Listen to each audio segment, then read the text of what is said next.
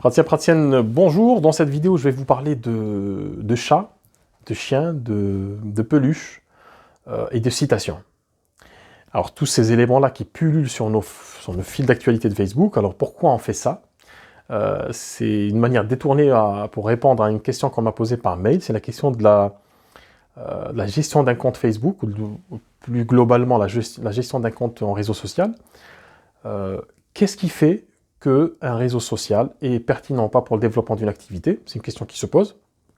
Vous allez me dire, oui, mais le chat et le chien et les peluches et les citations et les belles images de coucher de soleil, tout ça. Alors, je pense que vous voyez de quoi je parle. Hein. Quand on a un compte Facebook, notamment quand on a un compte perso, on a tendance à remplir ce compte-là avec ce genre de publications. Alors, c'est des publications que j'appelle publications par défaut, c'est-à-dire que on se dit, en fait, je vais vous donner le processus, vous me dites en commentaire si c'est quelque chose qui vous parle ou pas. On se dit, voilà, je lance mon activité, tout le monde est sur Facebook, donc c'est comme ça qu'on le conçoit, du moins, tout le monde est sur Facebook, donc qu'est-ce qu'il faut faire pour développer son activité? Ben, il faut aller sur Facebook, impérativement. On va aller sur Facebook, le problème c'est qu'on y va sans objectif, on ne sait pas à quoi ça sert finalement. Donc on va essayer de regarder ce qui se fait ailleurs en fait, et vu que c'est un compte perso et qu'on n'a pas de stratégie professionnelle, pro, du coup qu'est-ce qu'on fait? On va agir en tant que personne, compte perso. Et qu'est-ce qu'on fait quand on agit en tant que personne? Ben, on va partager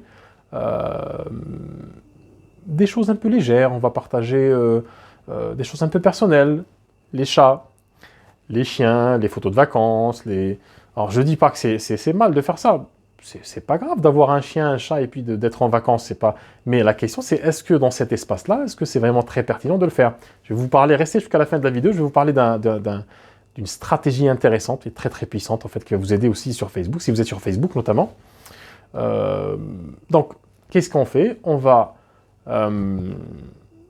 fait, on va publier au début, on va relayer des articles de blog, des choses qui parlent de notre pratique.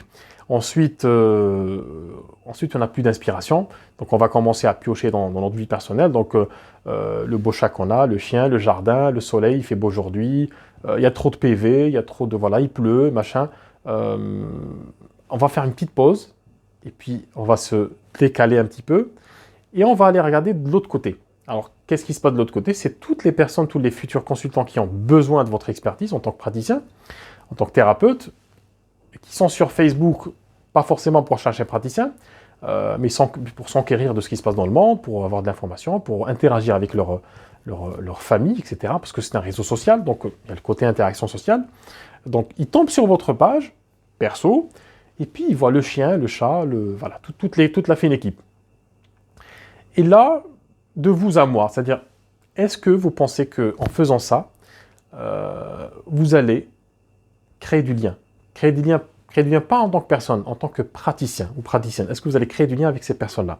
Je pense pas. Alors, quelle est la marche à suivre? Premièrement, la marche à suivre pour que ça se passe bien sur Facebook, pour que ça soit vraiment un outil, au lieu que ça soit vraiment un frein, parce que ça peut vraiment être un frein. La première chose, il ne faut pas y aller quand vous n'avez pas de stratégie, quand vous ne savez pas qu'est-ce qu'il faut faire sur ce réseau social-là. On peut y aller, quitte à y aller sans poster, c'est-à-dire ne rien poster, puis essayer en fait d'être en mode spectateur, en mode témoin, de regarder ce qui se passe, d'essayer de comprendre les usages, surtout pour les personnes, cette praticienne d'ailleurs qui m'envoie un message qui n'est pas du tout au fait des usages de Facebook, de la culture de Facebook, la culture interne. Ce que je conseille à faire, la première chose, c'est d'aller dans cet espace-là, de créer un compte perso, de ne rien publier, puis d'observer. D'observer comment se passent les interactions, qu'est-ce qu'on peut mettre dans ces comptes-là, etc.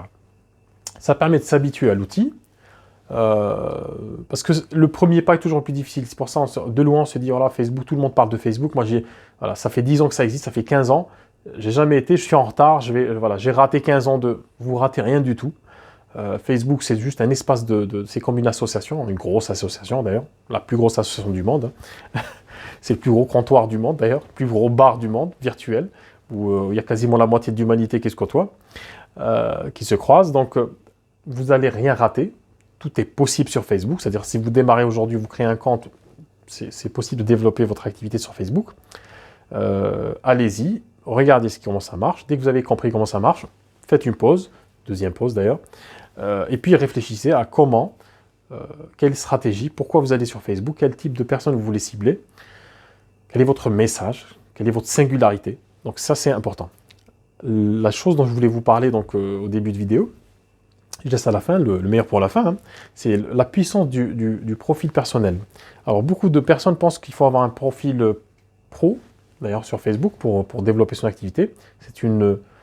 Oui et non. En fait, le profil pro sert principalement à faire de la publicité, parce que Facebook a réduit la portée des publications pour inciter les gens à payer, c'est-à-dire via d'ailleurs un compte pro sur Facebook, payer pour avoir plus de visibilité.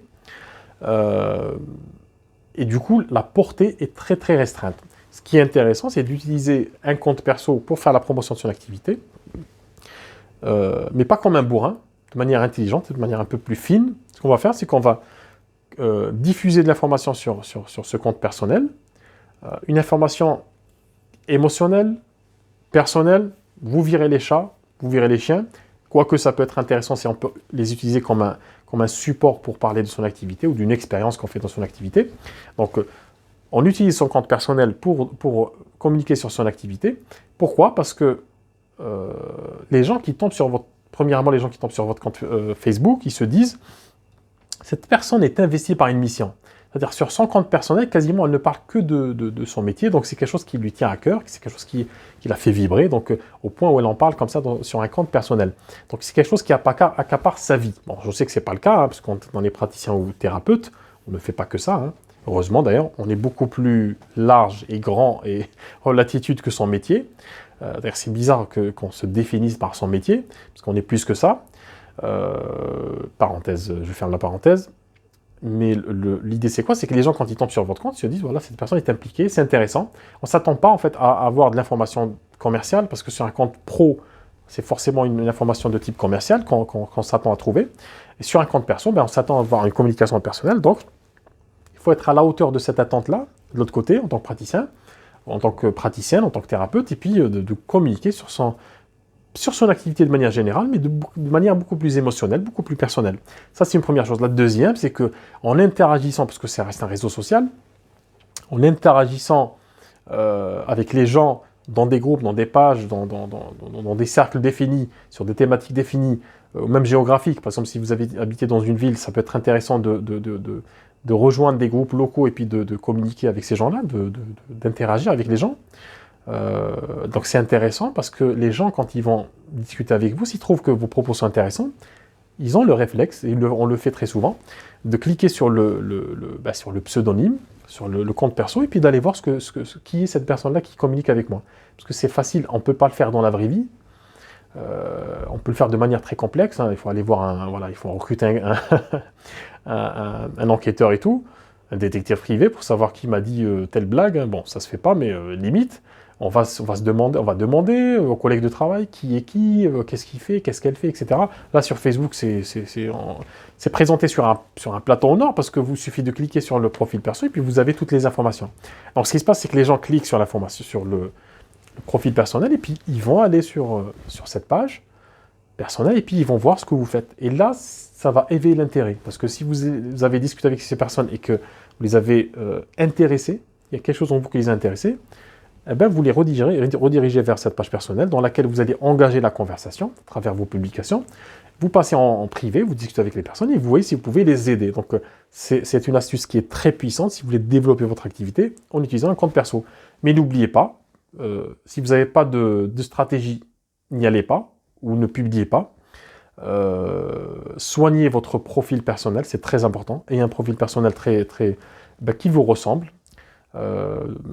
Où vous créez vous-même votre propre communication. Voilà, réduisez un petit peu tous les partages que vous faites des choses de l'extérieur, quitte à moins publier, mais publier vos réflexions, vos partages d'expérience, etc. Donc dites-moi en commentaire si c'est quelque chose que vous faites ou pas. Quelle est votre expérience d'ailleurs sur Facebook? Est-ce que c'est quelque chose qui vous ramène des consultants, des clients? Est-ce que c'est quelque chose que vous gérez facilement ou pas? Donc j'attends tous vos avis, toutes vos suggestions en commentaire. Je vous dis à bientôt et puis n'oubliez pas de liker la page si vous êtes sur Facebook. À ciao, bonsoir.